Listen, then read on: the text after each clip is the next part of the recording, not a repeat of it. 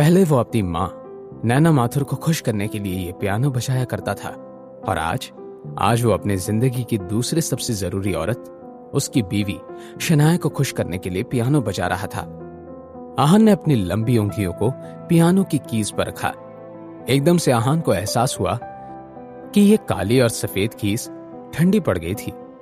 एकदम से आहान की उंगलियां हिली और कुछ कीज के दबने से एक तरह का शोर सुनाई दिया।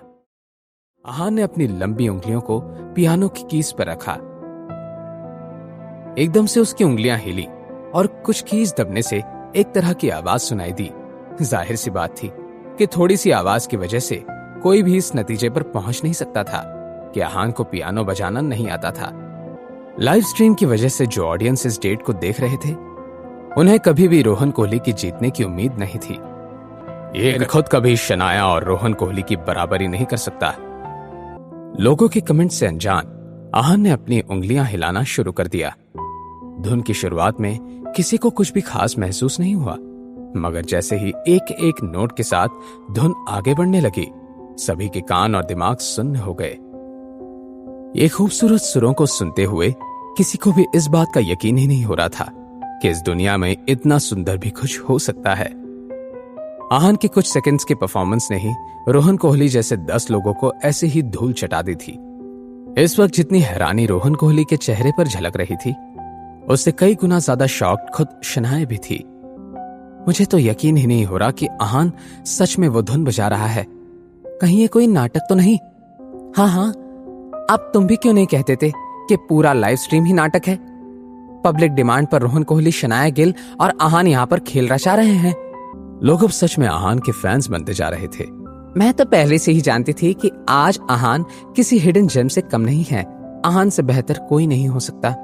भले ही रोहन कोहली के पास पैसा और पावर है, और मैं ये भी मानती हूँ कि रोहन कोहली हैंडसम भी है, लेकिन आहान की तो बात ही कुछ और है।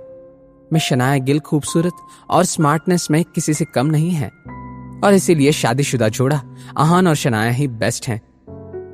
उसी लाइव स्ट्रीमिंग को अपने घर से देख रहे मिसेस यामिनी गिल और सीमा बुआ जी के होश उड़ गए थे। उन्हें समझ में नहीं आ रहा था कि ये सब क्या हो रहा है। यामिनी भाभी, ये सब क्या हो रहा है?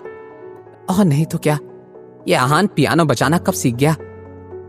कहीं उसे हमारे प्लान के बारे में पता तो नहीं चल गया होगा? शायद इसी वजह से उसने पियानो पर वो धुन बजाना सीख लिया होगा।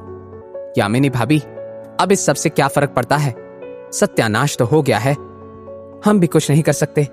बस उम्मीद है कि ऊपर वाला आपकी बेवकूफ लड़की को थोड़ी अक्ल दे दे, ताकि इतना होने के बाद भी वो उस आहान को छोड़कर रोहन कोहली से शादी कर ले। अगर ऐसा हुआ तो सिर्फ शनाया ही नहीं, हमारी भी जिंदगी सुधर जाएगी।